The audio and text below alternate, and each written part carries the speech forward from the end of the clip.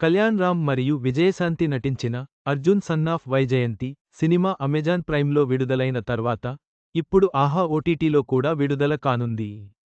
తల్లి కొడుకుల మధ్య సంఘర్షణాత్మకమైన ఈ కథ ప్రేక్షకులను ఎలా ఆకట్టుకుంటుందో చూడాలి.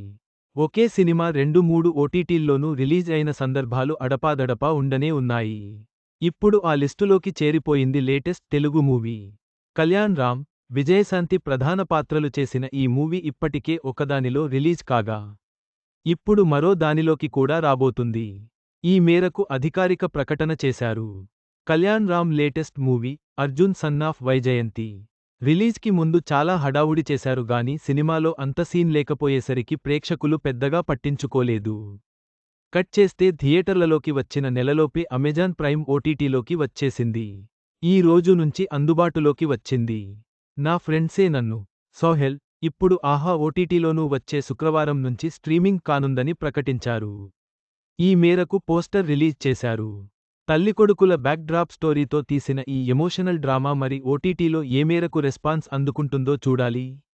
అర్జున్ సన్ ఆఫ్ వైజయంతి విషయానికొస్తే వైజయంతి సిన్సియర్ పోలీస్ ఆఫీసర్. ఈమె కొడుకు అర్జున్ కూడా పోలీస్ అయ్యేందుకు కష్టపడుతుంటారు. కానీ ఓ సందర్భంలో తన తండ్రిని చంపిన హంతకుడిని అందరూ చూస్తుండానే అర్జున్ చంపేస్తాడు. దీంతో తల్లికొడుకుల మధ్యం దూరం పెరుగుతుంది. మరి వీళ్ళిద్దరూ కలిశారా? చివరకు ఏమైందనేదే స్టోరీ. చివరగా Arjun son of Vyjayanthi cinema 2 ఓటీటీల్లో విడుదల కావడం విశేషం.